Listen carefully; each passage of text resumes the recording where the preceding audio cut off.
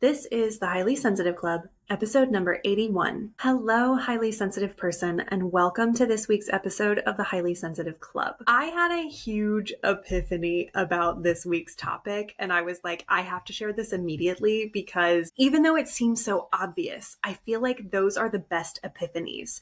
Today's episode is a continuation of my episode on motivation, something that we misunderstand about the way that motivation works. And understanding this will give you a huge advantage on how to motivate yourself and how to move forward.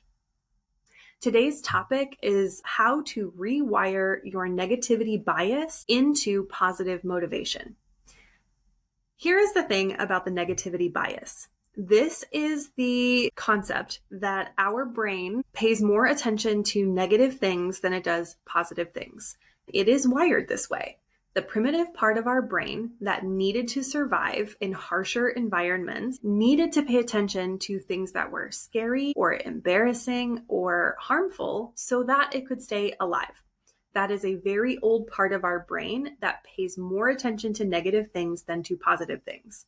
As a highly sensitive person, I imagine you have felt the effects of your negativity bias because this keeps you thinking about that thing that happened when you were 10 years old that nobody else remembers, but that you recall in excruciating detail and can feel the body experience of embarrassment as though it just happened yesterday. This is your negativity bias. That very vivid memory made you feel terrible. And somewhere in your mind, you decided, I'm going to avoid that experience at all costs because that was so painful. Emotional pain can be just as damaging, if not more damaging than physical pain, but we also have control over our emotional and mental wiring. And no matter where you are in your life, you can change. You can develop new skills. You can grow your ability to regulate your nervous system, build new qualities, and rewire your brain towards what you want instead of what you don't want. This is your ability to rewire your brain for your highest good, not the highest good that somebody else has determined for you, not something dogmatic or imposed on you. This is what you have decided is your truest, wisest good. You can change your brain to make it more helpful and more supportive of you in your life. Rewiring your negativity bias helps you break out of your default mode and your default habits and patterns. It helps you shed those old patterns and limiting habits, which is very appropriate because 2025 is the year of the snake. This is a year for shedding those old versions of ourselves that no longer serve us and allowing our new versions to emerge fresh and strong. You are able to transform at will, albeit slowly over time. You can rewire the meaning that you create around these experiences that your brain offers up to you so that it can be more helpful for you. That negativity bias, that survival part of our brain, is what makes our media so much more extreme than it used to be. In addition to having access to news 24/7 now in a way that no previous generations have ever had access, it also sells better to sell more negative stuff. The algorithm, when you're scrolling through one of your social feeds or on YouTube, will pay attention to the kind of stories that you are looking at, and it will feed more of those to you because it thinks that that's what you want. The more you focus on negative things that are happening in the world, the more your technology will give you things like it. The algorithm is not that sophisticated. It will give you more of the things that it thinks you want, and it will try to suppress the things it doesn't think you want.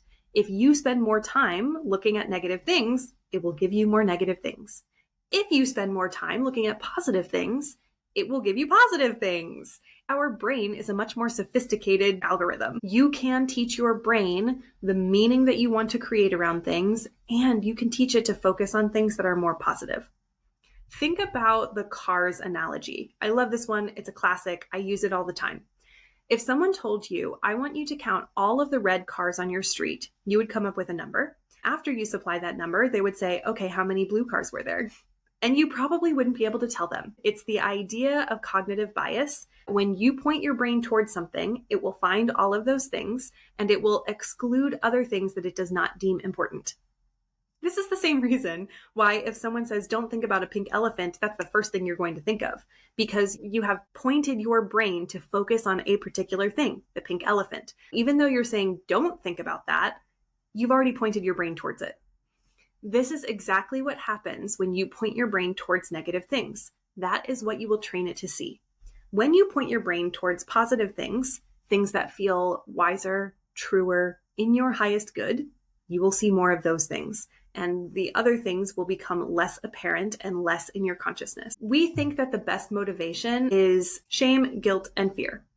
We think that by trying to avoid those negative emotions, we are going to motivate ourselves and spur ourselves on to do hard things. This is simply a faulty belief. We think that by creating these negative emotions, that is going to be the stick that pushes us forward to do the things that we want to do. But think about when you're mean to yourself. Think about what you do when you feel guilty, ashamed, embarrassed, panicked, overwhelmed, stressed. I could come up with a whole list of negative emotions, but I want you to think about what you do when you feel that way. I imagine that one of the things you don't do is the thing that you're trying to build that feels hard, like going to the gym, eating differently, having different conversations with people that you care about, growing a business, applying for a new job, challenging yourself in the occupation that you have. When you're feeling negative emotions, they are deeply uncomfortable and you want to avoid them as much as possible. You're trying to layer negative emotions on top of a desired result. We think that that is how we are going to be motivated. I say this because I recognize this in myself. There have been so many times where I've gone on a walk for the first time in 5 days and my brain has immediately supplied, we should have been doing this sooner. Why didn't we get out here before? Why aren't we building this habit? Instead of being excited that I'm outside in the trees where I want to be, my brain immediately starts getting upset with me because I didn't do it sooner. This is not a good motivation. This does not make me want to go walk more. It makes me feel bad about the actual walk I'm taking. Rather than enjoying the walk, being present to it, which then makes me want to go take another walk, I instead spend time guilting and shaming myself for not doing it the way that I thought it should be done. We do this to ourselves all the time, and it is how we are taught as well. We are taught that if you get the wrong answer, you're going to get a bad grade. If you get a bad grade, you don't get into the right school, or you don't get the reward your school is offering. Your parents are disappointed in you. If your friends do better than you did. If you don't do the thing at work that somebody told you to do, then you don't get the promotion. You don't get the raise. You don't get the support that you need. We have lots of good reasons for why our brain thinks that negative emotions are good motivators, because we've been taught that in order to achieve, negative emotions have to be part of the process. Our brain remembers those experiences in order to survive and thrive. It just misses the part where you can't thrive like that. Those negative emotions are built to help us run away from things. They're meant to help us avoid getting kicked out of the tribe. They're meant to help us avoid getting eaten by a predator. They're meant to help us avoid stepping out on the sidewalk and getting hit by a car or a bus. They are meant to help us avoid negative consequences. They are not built to help us move towards the thing that we want. We talk to ourselves in ways that we would not talk to people that we care about. Things our brain has told us will motivate us to move towards the thing we want, when in actuality, all they're doing is pushing us away from the thing that we want. Negative emotions push us away from things that make us feel bad. They don't help us move towards the things that make us feel good. They're a part of the process of moving towards things that feel good, because oftentimes moving towards something new that feels good involves obstacles. It involves challenges. When we have obstacles and challenges, we frequently feel uncomfortable. That's just part of the process. The thing is, we don't want to pile on more of those uncomfortable emotions in order to try to get where we're going. That's where we run into trouble. Running away from danger is a good use of fear. Not stepping out into oncoming traffic is a good use of fear. Telling yourself that you'll never live past 50 if you don't get in shape is not a good use of fear. That is a miswiring of fear. That is the kind of guilt and shame and self-judgment that will keep you from doing the things that you need to do so that you can be healthy, so that you can live past 50 and have a great quality of life. You're trying to use something that's designed to move you away in a context that is designed to move you towards something. There is something called the motivational triad that is the basis for our primitive brains and why we are the way we are with our habits, our patterns, and our defaults. Our brains want to avoid pain, seek pleasure, and do both of those things as efficiently as possible. We are actually far more likely to do something that feels good again. Think about why you might have a sugar addiction, or why you like to drink, or why you scroll on your phone for hours at a time and feel like you've lost time. It's because they feel good. It feels good to procrastinate and not do the hard task that we don't want to do. It feels good to turn on TV instead of having a hard conversation. If you show up to the gym and have a great experience with your friend because you have a wonderful conversation the whole time, you're getting endorphins and oxytocin. You get endorphins from moving your body and exercising, and you get the oxytocin from connecting with another human being. These are happy chemicals. This is why so many people have an accountability buddy to do exercise, because that's what makes it feel good.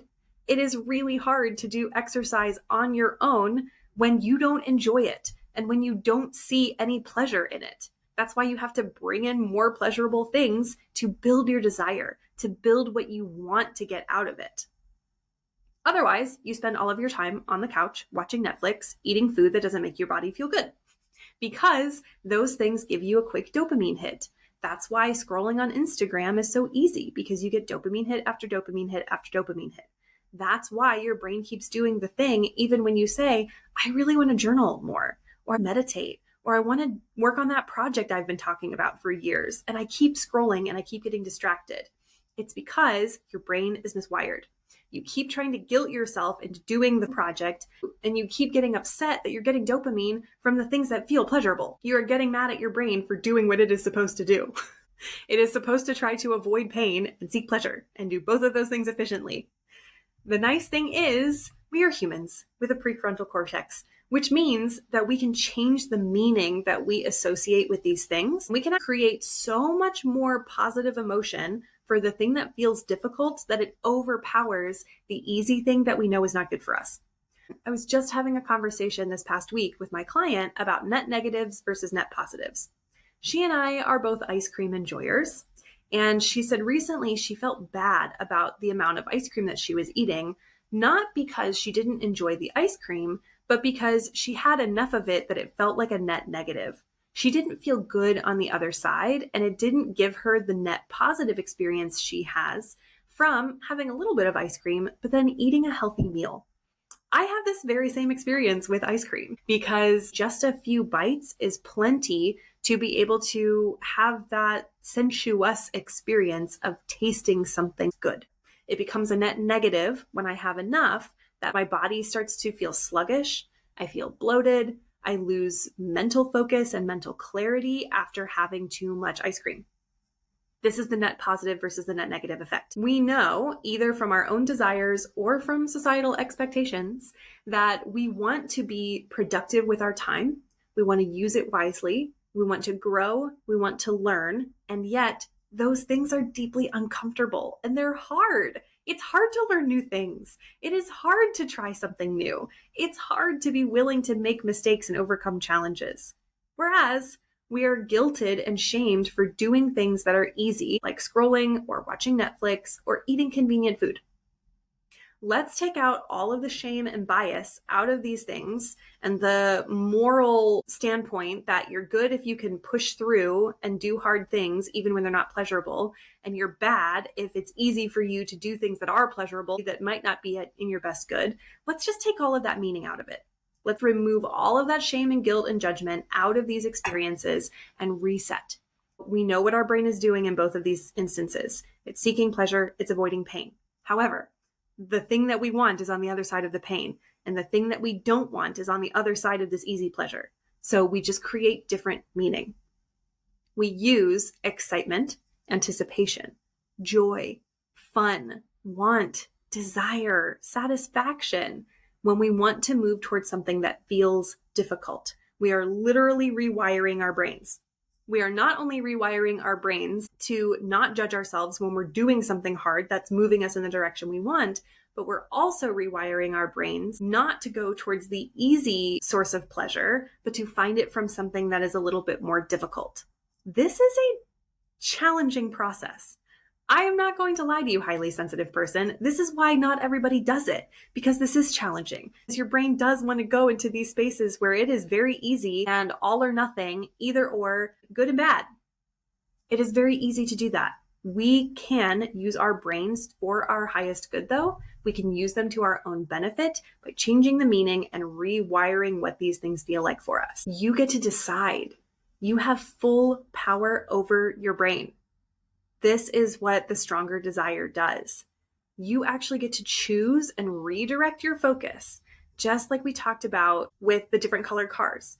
You get to rewire your focus towards what you want to think about. You can tell it to look for red cars. You can tell it to look for blue cars. You can tell it to look for black cars or gray cars or green cars. Whatever you put your focus in is what your brain will look for. You can tell it to look for the things that you ultimately desire more than a quick fix, more than an easy hit of dopamine, that give you long-term net positive results. These are things that help you make a connection. They help you build trust. They help you get vulnerable and intimate, create safety and comfort with other people. They are so much more desirable than people-pleasing and convenience. You get to choose between making connection and trust and making that more desirable, even with obstacles and conflict, than people-pleasing and convenience. You get to choose between your long-term peace and freedom over your short-term gains. This could be financially. Maybe you choose your long-term financial peace over a quick instant gratification purchase. Maybe this is in food, where you think about your long-term quality of life well into your 60s, 70s, 80s, and 90s. And that makes you a little bit more hesitant to eating food that doesn't make you feel good now. Maybe this is taking the time to do something that feels like a heavy lift now so that you can enjoy it for the rest of the week. I do this when I prep food on Sundays and Mondays. By prepping all of the food and chopping it up in advance, for the rest of the week, all I have to do is pull food out of the fridge, put a little bit in a skillet with some olive oil and some seasonings, and suddenly I have a meal. By taking an hour and a half to 2 hours on the beginning of the week, I get to enjoy the benefits of that time every single day afterwards. That's what it means to choose long-term peace and satisfaction over the short-term gain. That's the net positive versus the net negative. Is it comfortable and enjoyable and fun to prep the food? No, it is not. However, I get to enjoy the benefit of having the prepped food and not having to prep it every single day for the rest of the week. I can tell you from experience, if I have to prep the food throughout the week while I'm in between client sessions, or I want to take a walk, or I need to take a break, I am not going to prep the food. I am going to do something convenient. It has a double benefit of saving me time, but it also saves me having to make those decisions and do harder things later on by doing it now. In addition, I like to listen to podcasts, to audiobooks, or I have a conversation with someone while I'm prepping the food to make it more enjoyable. I actually create those wires in my brain that make it a more pleasant experience so that I get to enjoy the long-term benefits, and it's pleasant in the moment too. It's not the most pleasurable thing I could be doing. It's not sitting in front of the TV playing video games and eating something sweet, but it is taking care of my long-term health. It is setting up my entire week for success. It is protecting my future self by a little bit of a sacrifice in the present. That is what I mean by choosing to build a desire for something that you want to move towards, so much so that it overpowers the resistance that comes up in the meantime. Yes, I want to have ice cream for dinner. However, that's a short-term gain for a long-term deficit. If I eat a pint of ice cream for dinner, which I have done, I know this from experience, I'm going to pay for that for the next 3 days. I'm going to be cranky. I am going to have less focus. It's going to be harder for me to stay connected to other people, and I'm going to be more prone to distractions. I know that that's what high doses of sugar does to my system. I have built a habit over time of saying, I want to feel good every single day more than I want to enjoy that experience of eating an entire pint of ice cream right now. This is the kind of thing that you do with anything. You can do this with purchases. You can do this with procrastination. You can do this with making decisions. You build the desire for the thing you truly want so much that it helps you overcome the resistance to doing something painful in this one moment so that you can move forward. Then you give yourself so much acknowledgement and celebration on the other side. You build up the fact that this was the right choice by acknowledging it and really taking a moment to build in your progress along the way. I have a couple recent episodes about this, one about celebrating your wins and the other about intangible signs of progress along the way.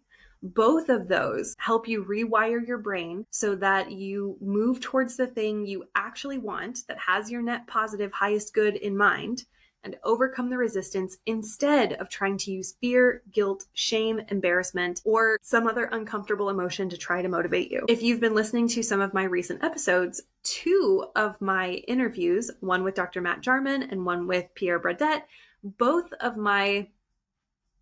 them talked about a pull to things instead of pushing. I am sure as a highly sensitive person with high standards who wants to be a high achiever, you are very familiar with the experience of pushing through resistance. It feels like you are pushing a boulder uphill that you constantly have to watch to make sure it's not falling on either side.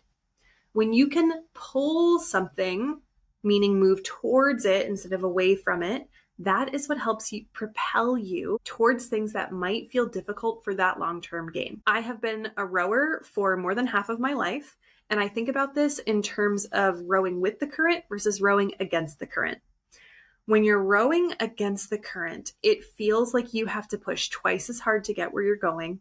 You still make it to the destination in the long run. You are still more powerful than the current with the oar, but it feels so painful. It feels like you're not making any progress. What progress you are making feels so much less than what you want it to feel like.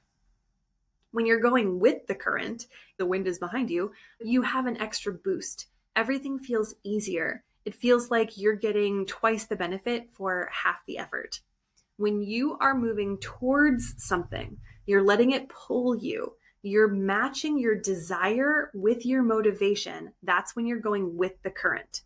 When you are trying to force yourself and push yourself to do something using fear, pain, guilt, shame, embarrassment, or some other consequence in order to move against the current, it is such a less enjoyable experience. You still get where you want to go, but the whole time it feels miserable, and then you don't want to get back in the boat again. Move with the current as much as possible. Your brain is still going to have that negativity bias. It is still going to look for negative things so that it can try to avoid pain. That's okay. There's nothing wrong with that. It's just acknowledging that that is the meaning that your brain is creating. I don't want that thing. The thing that feels uncomfortable or negative or hard, that's the thing I don't want. The thing that I do want is the long-term big desire. It's the thing that helps me move forward.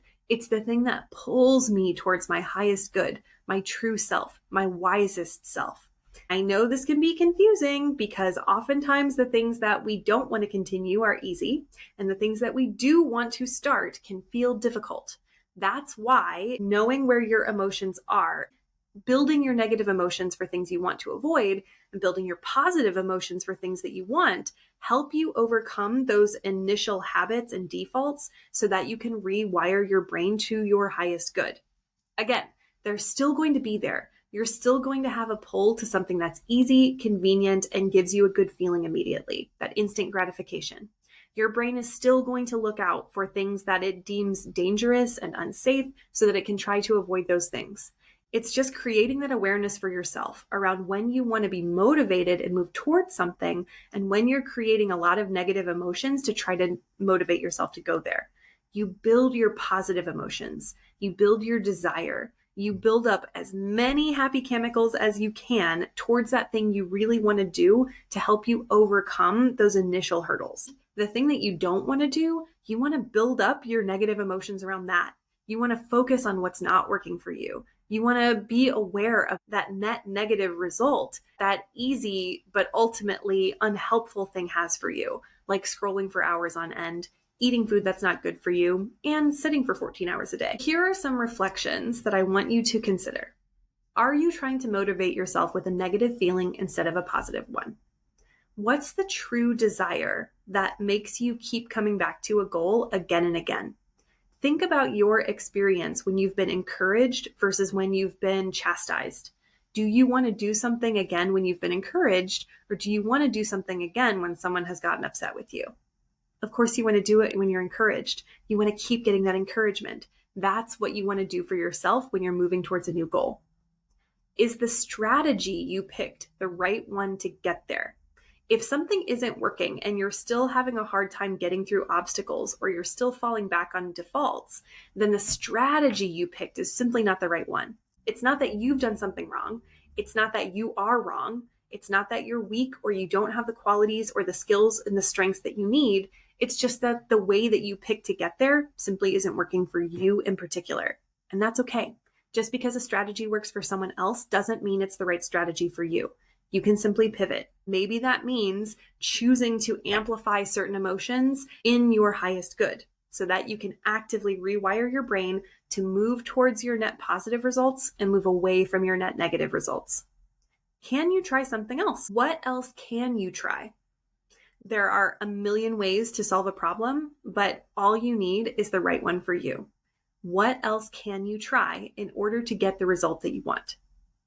Where are there help or resources available to you that you may not have seen up until this point? That could be YouTube videos. It could be access to a class or something in your area that you weren't aware of. Maybe it's a flyer at a coffee shop. Maybe you hire someone to help you. Maybe you have an accountability buddy who shows up and does the thing with you so that you can make sure you follow through. Maybe you hire a coach. I would love to help you. This is exactly what I do with my clients. We rewire the brain to pull you towards the things that are really ultimately good for you and to repel the things that are ultimately not helpful to you. How can you make this whole process feel smaller? Typically, one of the first things that will delay someone with high sensitivity is that it feels super overwhelming, there's too much to do, and we feel like we have to do all of it at once. It's biting off more than we can chew. How can you make this process smaller? How can you focus on the present moment instead of 5 steps ahead? This is often where we get stuck, and that is just one simple reframe that can help you rewire your brain in the right direction. What progress are you seeing so far? I know that this can seem counterintuitive because we have all been exposed to this process of trying to use negative emotions to motivate us to do something we want to do. And we've all had the experience of that falling completely flat and getting us absolutely nowhere, and then building up more judgment and building that cycle of shame and guilt all over again. We've also all had the experience of being encouraged and cheered on and gassed up to move towards the thing that we want. We've all had the experience of someone acknowledging our strengths, our qualities, our values, and the things that we're doing well in pursuit of what we really truly want. Whether you give yourself that experience or you have help along the way from other people, no matter what you do, encouragement is always going to help motivate you more than something uncomfortable. If there is nothing else that I want you to take from this episode, it's that you can rewire your brain by creating different meaning than you have previously made around things that are hard and things that are easy, things that are helpful and things that are unhelpful, things that are comfortable and things that are uncomfortable. You get to decide what is wise for you, what is true for you, what is in your highest good, and you get to decide the way that is most beneficial. Or am I making it more difficult? Am I perpetuating a cycle? Am I keeping myself stuck in a pattern unintentionally in a way that is not my fault because I just didn't know how to do it differently? Now you do know how to do it differently. And if you want additional help with this is exactly what I do with my clients. I help people tap into their inner resources so that they can create lasting transformation. This is my favorite thing in the world, and it is a very simple process to get started. All you have to do is go to stephanielinn.com, book a call, and have a very simple conversation with me. And I would love to help you. I hope that today's episode was helpful for you too, because this was a mind-blowing moment for me. I no longer try to motivate myself with uncomfortable negative emotions, and I focus exclusively on how do I make this more enjoyable, more pleasant, and how do I focus on the result that I want to create on the other side of these hard things. I'm willing to overcome obstacles and challenges in order to get the thing that I really, really want. I understand that that's part of the process, and so can you. Thank you so much for listening to this week's episode, and I will see you on the next one. Thanks for listening. If you're ready to take what you learned today to the next level, head over to StephanieLinn, that's LINN.com, and book a consultation call to get started. I can't wait to see you there, my dear HSP.